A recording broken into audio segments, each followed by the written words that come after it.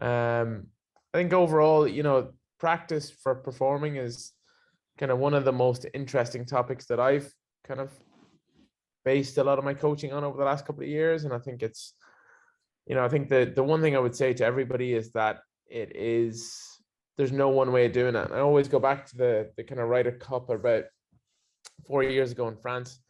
And I remember looking at Alex Noren, Francesco Molinari, and Justin Rose standing on the range next to each other. And you had basically Justin Rose standing there with an alignment stick behind him as a simple plane drill, and he would hit ball after ball after ball with basically just a 7 or a 6 iron and just repeating the same swing over and over again. Then you had Alex Noren doing his crazy practice swings 10, 15 times in a row, and then he'd hit one ball, and then he'd do 10 or 15 crazy more practice swings and then hit one ball. And that would go on for about an hour. And then you had Molinari, who had literally hit maybe one ball every 7 to 8 minutes. And I think it was at that moment that I kind of realized that, as much as it's nice to have plans and nice to have kind of layouts and guidance for these things, I think, there's no one way of doing any of this. And I think while this is kind of a basic structure for guys that they can follow, and maybe a couple of things that I've learned over the last couple of years, I would also say that you've got to use this information and turn it into your own and try and find your own way to do this best. The kind of couple of building blocks that I would put in are effectively kind of 5 keys or 5 little steps that you can use to make your practice more successful. I think having a purpose to practice, just knowing what you're looking for in a session is really important. Even just asking yourself that question, like, what's the purpose of your practice? Or what's the purpose of this practice session is really important. Having a little bit of a plan going into it, you're not going into blind. Again, really important. Just something simple like that, write it down. How are you going to achieve your purpose? Time versus difficulty is always an interesting one. It can often be quite kind of deceptive. You can stand on a range, you can hit ball after ball, feel like you're doing all the right things, hit hours of golf balls, and you're never really challenged. And I think that's important to kind of just look at, go, okay, well, what am I looking to do here? Am I looking to just go through the motions, or am I looking to really challenge myself in practice? And sometimes you may just need to go through the motions, and sometimes you may need to challenge yourself. I think measuring and celebrating success is really important. That kind of helps you understand achievement. And then just reflecting, kind of looking back on practice sessions, both in isolation, like one session at a time, and also over a period of time, is really, really important. And I think the one thing I'd want you guys to get out of this is that it's very easy to apply. It's very applicable to everything you do, and you can kind of take these 5 steps and kind of come up with your own kind of way to apply them more than anything else. I think starting with purpose, what is the purpose of your session? If you kind of had a small journal and you just wrote this down at the beginning, what are you trying to achieve from a session? And, to keep it overly simple, I kind of think, okay, well, is it going to be more of a technical session? Am I looking to make a swing change or a technical cue, or, make an alteration to a swing? Am I looking to develop skills? Is it a bit more of kind of a trial and error type session? Am I looking to kind of try different lies, different slopes, different shots? That kind of would fall under more skill. Or is it performance? Is it me testing myself on how good I am at actually producing these skills under pressure and kind of coming up with a score? And these are kind of 3 really important things to kind of break it down into. And, I've found that a lot of the time, even if you just ask that first question, a lot of people can't answer it. They can't tell you what their session is going to be about. They just kind of show up to a range, have a bucket of balls in front of them, and just plan on hitting the bucket of balls. And I think that's the difficulty for a lot of people, is there's no purpose to their session. They don't know what they're going into. They don't know what they're trying to achieve. And I think as soon as that's the case, I think you've got a bit of an issue, because really at that point, you really have no kind of pathway to success for your session. So effectively, you're just going to hit balls until either you run out of golf balls, or you just get annoyed and you can't hit them any better than you were hitting them. So I think kind of having a real purpose to your session is super, super important. I think planning it's really important. So, you know, before you go into it, like, plan it in advance. Just doesn't have to be too specific, but, you know, what are you trying to achieve? You know, I think here on the right-hand side, this was Saudi Arabia this week. You know, we had a very simple plan as to what we wanted to achieve. We knew that we wanted to make sure the path didn't get too into out. So simple drill. This was our technical cue here. A nice stick just in front of the plane, and just trying to get her to feel like she was basically cutting the ball, trying to get her to feel like she was fading the ball. So, you know, we had planned this in advance. We'd sat, we had lunch, and kind of talked about this just before we had done it and before we executed it. And we knew exactly the direction we wanted to go down. We wanted to make sure that the kind of technical cue was a lot less draw shape, a lot less inside with the path. And that from there, we also wanted to get a feel that we could take to the course very, very simply. So, you know, when I look towards that second bullet point, you know, work towards the purpose of your session, we had really defined very well what the purpose of our session was. We had wrote it down in a couple of key bullet points. And as soon as we walked down onto the range, we knew what we were doing. There was no questions. There was no second guessing. It was very, very simple. Got to work straight away, and it was very, very effective. I think challenge, you know, this is an interesting one. You know, are you going through the motions? And I had this discussion with a couple of very good juniors at our place a couple of weeks ago. You know, they'll spend hours and hours and hours on the range hitting balls. And I asked one of them, I just said, you know, when was the last time you felt challenged?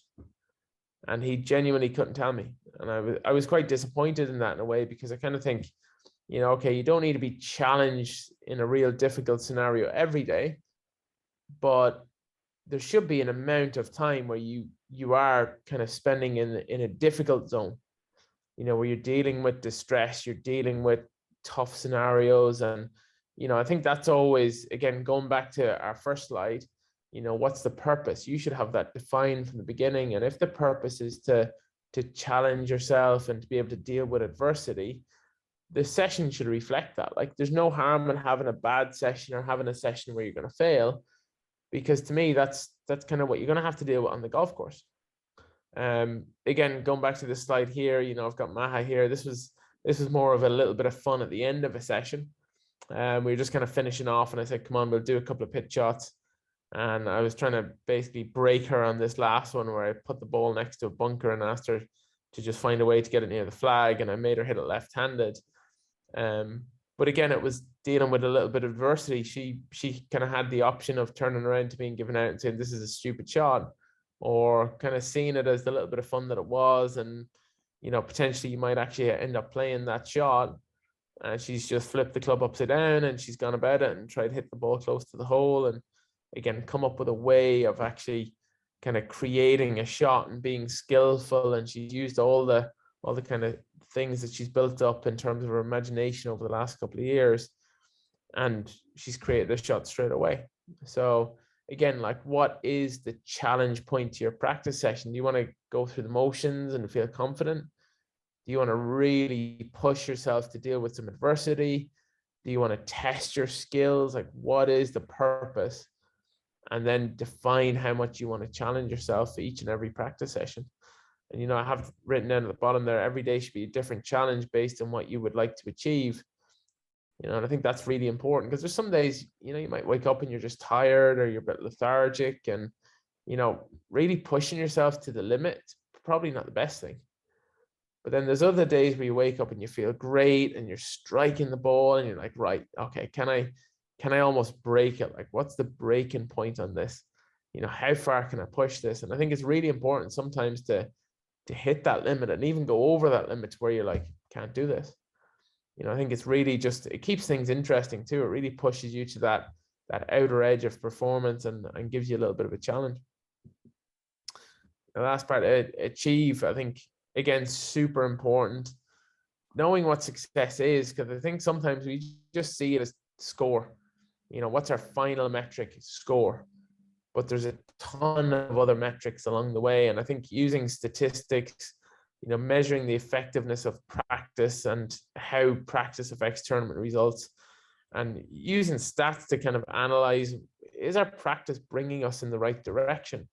Super, super important. I look at the kind of right hand side, and this is an app called Upgame. I use it a lot with players, and just being able to see how players progress and regress in different things is really helpful for guiding our practice. And I think without that, effectively we're just shooting in the dark. There's no way of telling, what's working and what's not. And this is taken from a player that I worked with recently, and it was great. We'd set a really big goal of driving, to improve his driving recently, and the trends showed that his driving was going really, really well. But then we also seen kind of a slight regression in some of the longer iron and approach play, that really now we've got to kind of turn around and go, okay, well, this is going the right direction. The putting is going the right direction, but we need to make sure that we don't slack off with some of the other little bits as well. And again, I think it's really useful for us to kind of guide ourselves with information and with some fact, rather than kind of, I just didn't feel like I had it today, or didn't feel like I hit it well. So like for me, using stats is a very powerful tool to help you guide your practice. And, when you flick back there to the planning stage, effectively, we would use the statistics to help pre-plan what our sessions are going to look like in a week. And even further back, they go back to like, what's the purpose? Because if I'm seeing a pattern that's a real problem in my statistics, and I want to plan ahead, I want to kind of decide, well, is it because of a technical thing? Is it because of a skill? Or is it because under pressure, I'm just not performing this task very well, and I need to work on that and kind of try and create a similar scenario in practice as to what I want to deal with. So I think when I look at this kind of slide, I think, it's really helpful to kind of look at, successes and failures in practice, and also kind of successes and failures on the course based on our statistical analysis of each and every round. Last but not least, just kind of reflecting on it, looking back on little periods of time, like little blocks, whether it be a week, 2 weeks, a month, look back on each session. Was it a good practice session? Why was it a good practice session? Was there anything that could have been better? I always use the old Karl Morris one, good, better, how. What was really good about the practice session? What did I enjoy about it? What could have been better about it? Like, was there anything, was there a certain game that was too hard or too easy? Could I have challenged myself a bit more? Could I have changed the lies a little bit more? And then if so, how could I do that in future? And just by kind of marking down these couple of notes, you can make every session just a little bit better than the previous one.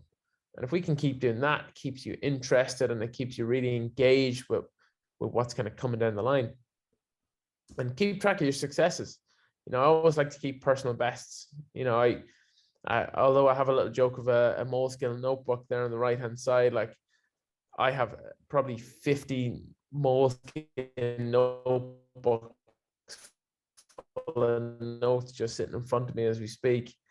And that goes to, player successes, player games. Every game I've done for the last 5 or 6 years is probably in those notebooks. And I could tell you with each and every player how it affected them. Like, was it a good game for them? Was it a bad game? Why? Why did they like it? Why did they not?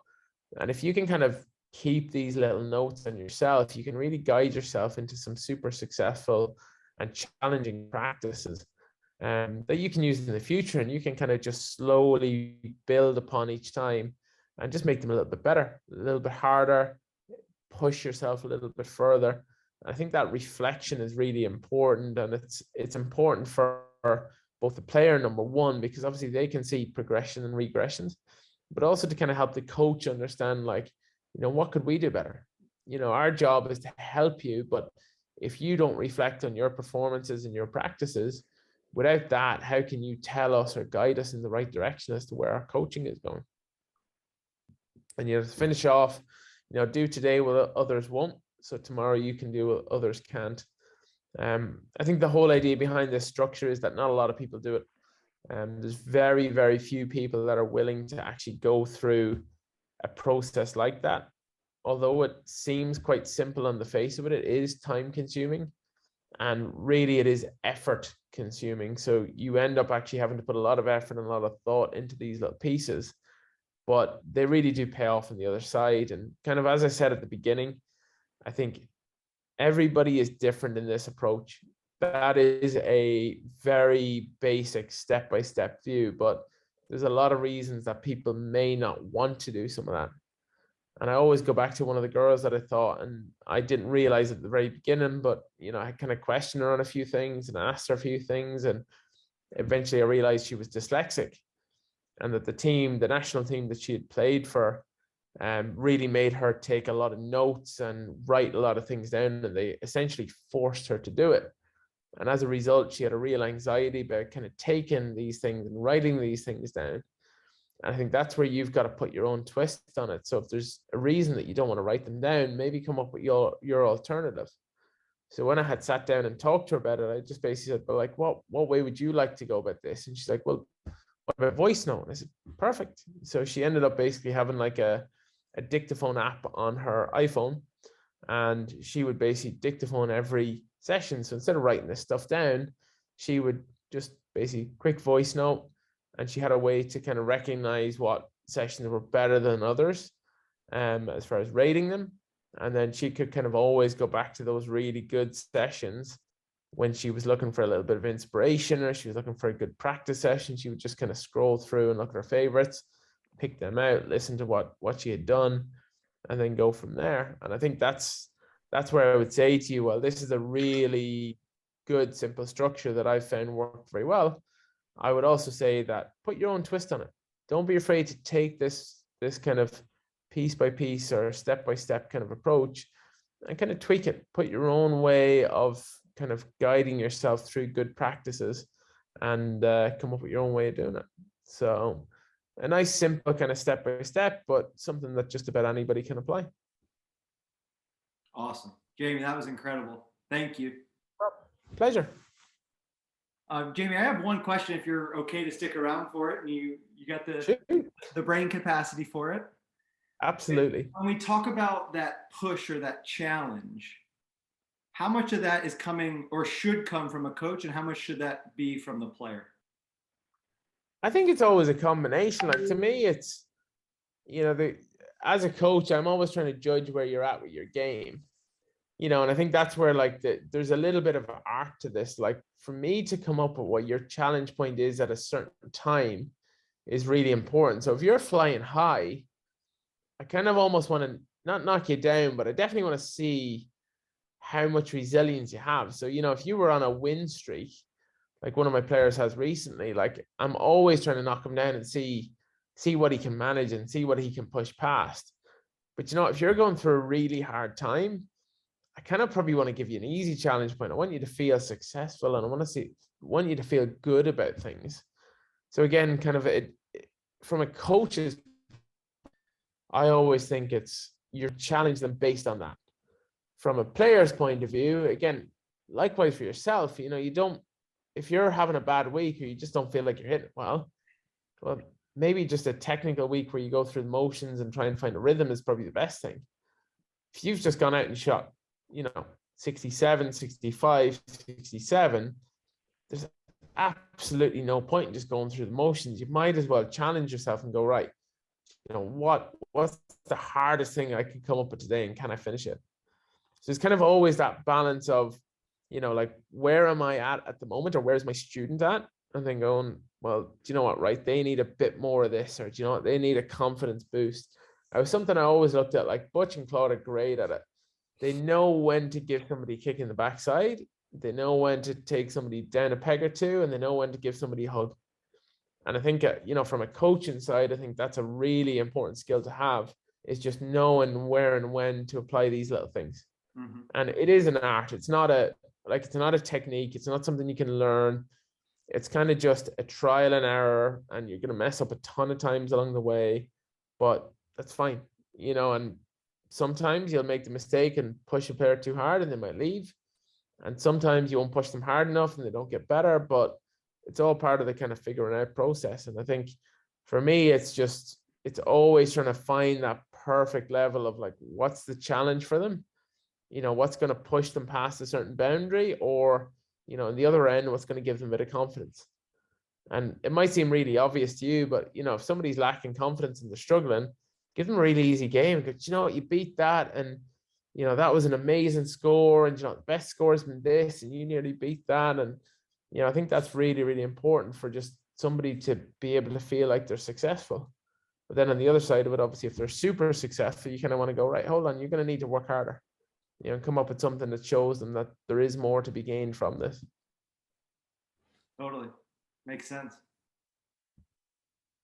So not only are you trying to learn your players better, the players are trying to learn themselves, right? And really be conscious of how they're feeling that day or how confident they are, and really get to know themselves and how they're feeling first. Yeah, absolutely. And that's where the reflection comes in. The guys who are better at reflection tend to be the ones who know themselves very well.